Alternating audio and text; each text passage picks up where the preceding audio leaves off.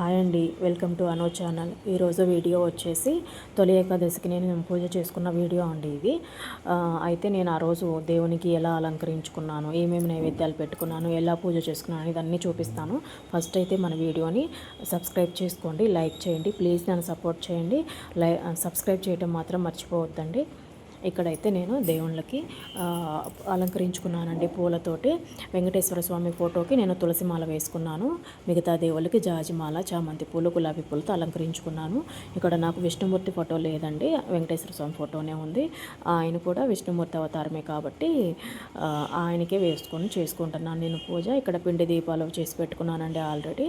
వాటికి గోవిందనామాలు పెట్టుకొని బొట్లు పెట్టుకొని దీపాలు వెలిగించుకుంటున్నాను. ఇక్కడ ఆల్రెడీ నాకు మీరు గమనించే ఉంటారు, అఖండ శివుని ఫోటో ముందు అఖండ దీపం ఉందండి, శంకు చక్రాల దీపము.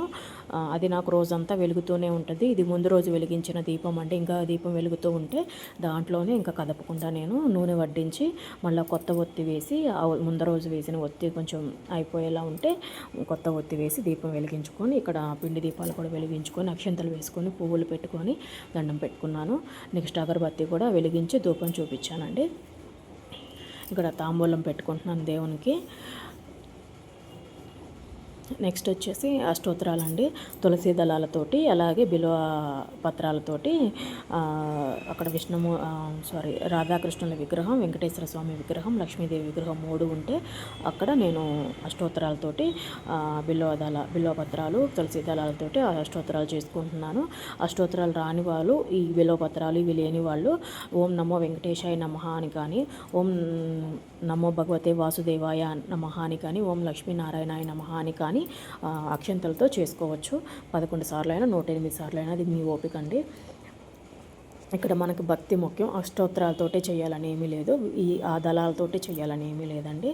అష్టోత్తరాలు అయిపోయిన తర్వాత ఇక్కడ నైవేద్యాలు పెట్టుకుంటున్నాను.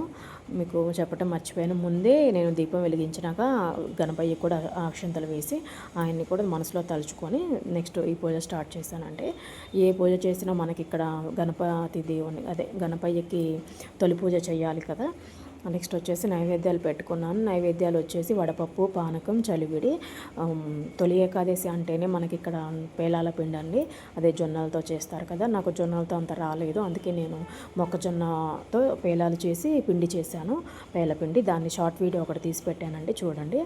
నాకు పెద్ద తేడా అయితే ఏం లేదండి, సేమ్ టేస్ట్ ఉంది. పేలాల పిండి అలాగే ఇది మొక్కజొన్నతో చేసిన పిండికి అలాగే జొన్నలతో చేసిన దానికి సేమ్ టేస్ట్ ఉంది. మేము ఇదివరకు చిన్నపిల్లలప్పుడు తినేవాళ్ళం అండి, మాకు ఇంట్లో పెద్దవాళ్ళు చేస్తే సేమ్ ఉంది. నెక్స్ట్ ప్రసాదాల మీద కూడా మేము తులసి దళాలు అయితే పెట్టుకున్నాను. తులసి దళము లక్ష్మీదేవి స్వరూపం కదా, అది పెట్టుకోవాలంటారు. నాకు కరెక్ట్గా రీజన్ అయితే తెలియదు, నేను దాని గురించి తెలుసుకోవాలి. ఇక్కడైతే దేవునికి ప్రసాదాలన్నీ నివేదించానండి. నివేదన చేసిన తర్వాత హారతి ఇస్తున్నాను.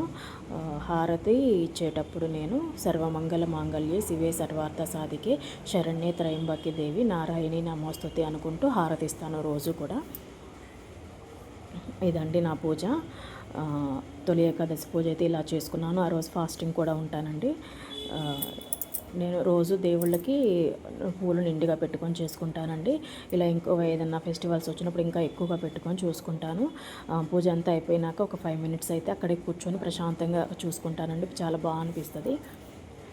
పిండి దీపాలు కూడా బాగా వచ్చినాయండి ఇవాళ. అదిగోండి వడపప్పు, పానకం, పేలపిండి.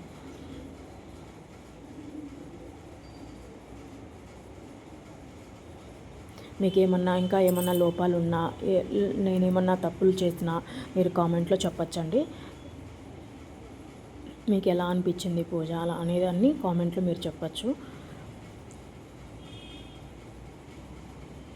అదిగోండి వెంకటేశ్వర స్వామి ఫోటో, నేను ఆ ఫోటోకి మాల వేసుకొని తులసి మాల పూజ చేసుకున్నాను. వీడియో నచ్చితే లైక్ చేయండి, షేర్ చేయండి, ప్లీజ్ సబ్స్క్రైబ్ చేసుకోండి. Thank you for watching.